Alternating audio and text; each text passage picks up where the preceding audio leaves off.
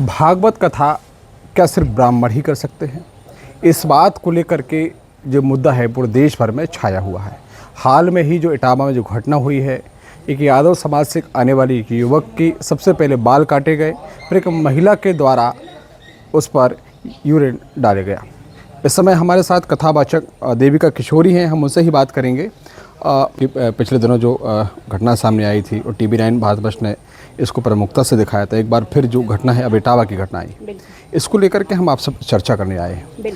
क्या कहना है जो इटावा की घटना है, आपने देखी है, सुनी भी होगी है, किसके घटना है क्या कहना है उस पर आपका? जी, सर्वप्रथम तो आप सभी को नमस्कार। और ये जो वर्तमान में घटना घटी इटावा में, मैं इसका विरोध करती हूँ और ये घोर निंदनीय बात है और मैं इसकी निंदा करती हूँ। बहुत ही गलत तरीका उन लोगों ने अपनाया। उनके यादव जी के बाल काटे गए और एक महिला का टॉयलेट उनके ऊपर छिड़का गया। ये बहुत ही गलत बात है और बहुत ही, मैं तो इसकी घोर निंदा करती हूँ कि कैसे हैं आप लोग, मतलब आप लोग इस हद तक गिर जाएंगे, मुझे विश्वास नहीं हो रहा। अगर आप कहते हैं कि महिला ने जैसा कि कहा कि हमारे साथ छेड़छाड़ उन्होंने की है, तो उसके लिए तो कानून था, आप कानून का सहारा ले सकते थे। तो आपने कानून का सहारा क्यों नहीं लिया? आपने अपने हाथों कानून को क्यों लिया? आपको लेना था। लेकिन ये कहा जा रहा है कि जो कथा है सिर्फ ब्राह्मण ही कर सकते हैं, तो उन क्या कहना है इस पर आपको? ऐसा नहीं है कि सिर्फ ब्राह्मण ही कर सकते हैं, क्योंकि कहीं पर मैंने ऐसा अभी तक तो पढ़ा नहीं है। और पहली बात मैं उन लोगों को कह दूं जो ये कह रहे हैं कि सिर्फ ब्राह्मण ही कथा कर सकते हैं, बाकी किसी का अधिकार नहीं है, तो मैं ये उनसे कहना चाहती हूँ कि भगवान कृष्ण जिसको तुम पूजते हो, वो यदुवंशियों के यहाँ उनका अवतार हुआ था, और श्री राम जिनको तुम पूजते हो वो क्षत्रियों के यहाँ उनका अवतार हुआ था। तो उस हिसाब से तो OBC को अधिकार है कथा पढ़ने का और सुनाने का। तो हमारे साथ कुछ और भी लोग मौजूद, हम आपसे भी बात करेंगे। जिस तरीके से बीते दिनों जो घटना आई थी, आप लोगों ने भी इसको लेकर के आंदोलन किया, सड़कों पर उतरे और मांग भी की, और अंततः जो है जो आरोपी लोग थे उनको सज़ा भी हुई। अब एक बार इटावा की घटना सामने आई है, तो इसको लेकर के क्या कहना है आपका? सबसे पहले TV9 को मैं बहुत बहुत धन्यवाद देता हूं कि उन्होंने दीपिका का जो मैटर जबलपुर ज़िले में हुआ था, बहुत बढ़ चढ़ कर दीपिका के मैटर को उन्होंने जबलपुर ज़िले और पूरे प्रदेश और पूरी भारत में इंटरनेशनल न्यूज़ बना के TV9 को मैं बहुत धन्यवाद देता हूं। और कहीं ना कहीं मीडिया TV9 का भी दायित्व बना था और उन्होंने न्याय दिया दीपिका को, उन्होंने अपनी चैनल में न्यूज़ चलाई, बहुत बड़ी खबर बनी, मैं धन्यवाद देता हूँ।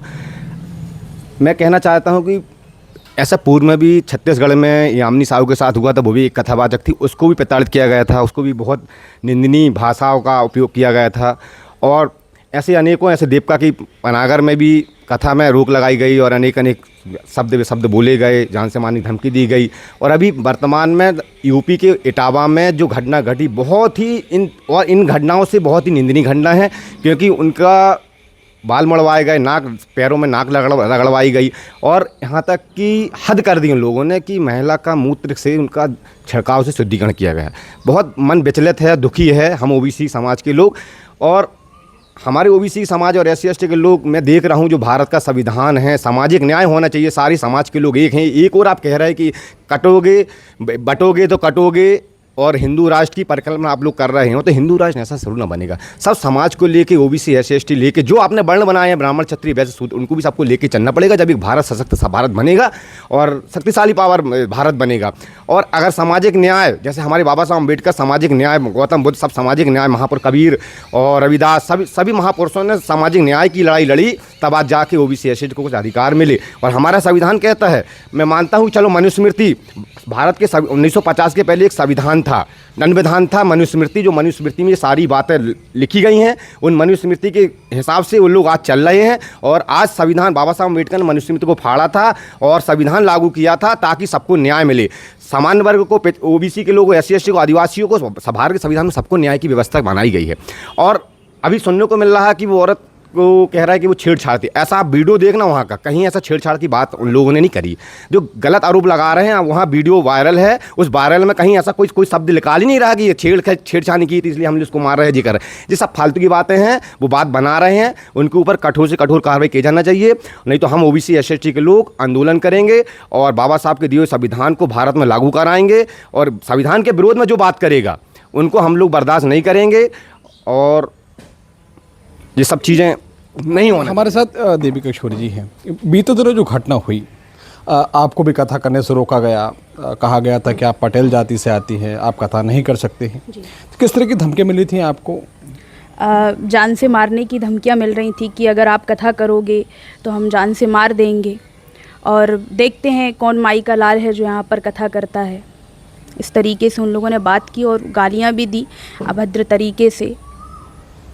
आपने भी क्योंकि कहीं ना कहीं आप कथा कर रहे हैं, रामायण पाठ है या भगवान श्रीमद् भागवत गीता है, आपने अध्ययन भी किया होगा, तो किसी क्या ये वेद पुराणों में ऐसे लिखा है क्या कि ब्राह्मण ही बस कथा कर सकता है, क्या बाकी कोई नहीं?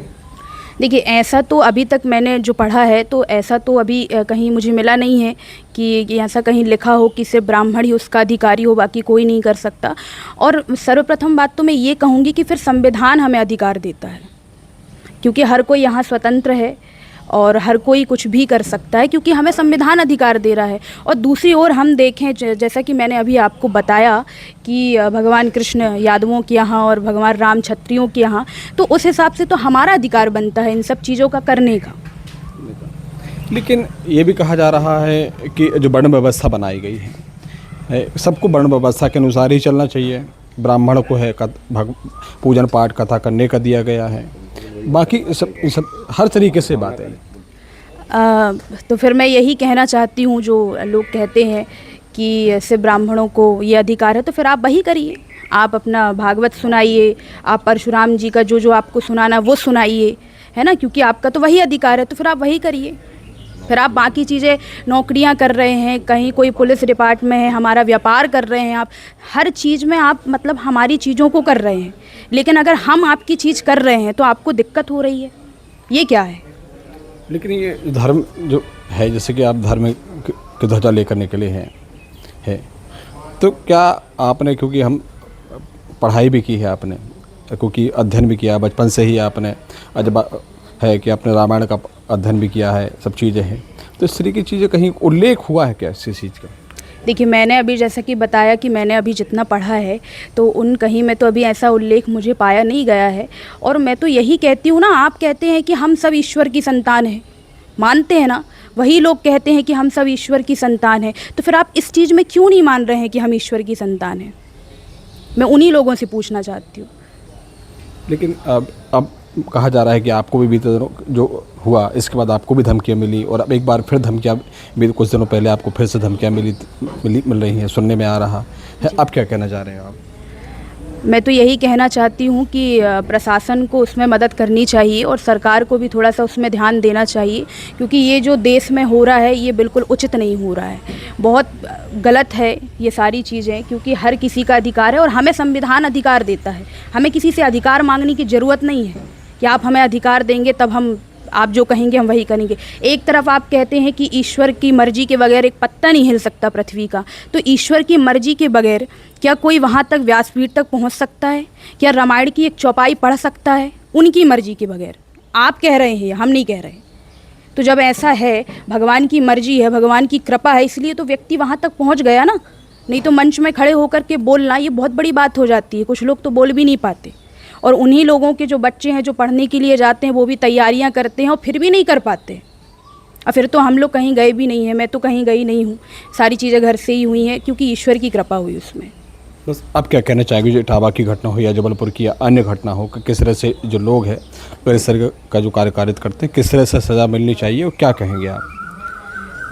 मैं यही कहना चाहती हूँ कि जो इटावा की घटना हुई है या और जो लोगों के साथ ऐसा हो रहा है, उसमें प्रशासन को थोड़ा सा देखना चाहिए, ध्यान देना चाहिए, और सरकार को भी देखना चाहिए, और उसमें क्या कहते हैं, उन लोगों को कड़ी से कड़ी कार्रवाई करना चाहिए और उनको सज़ा मिलनी चाहिए ताकि दोबारा ऐसी घटनाएं ना हो।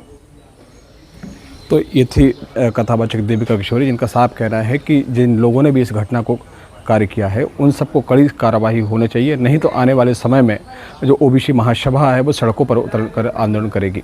शिव चौबे, TV9 भारतवर्ष, जबलपुर, मध्य प्रदेश।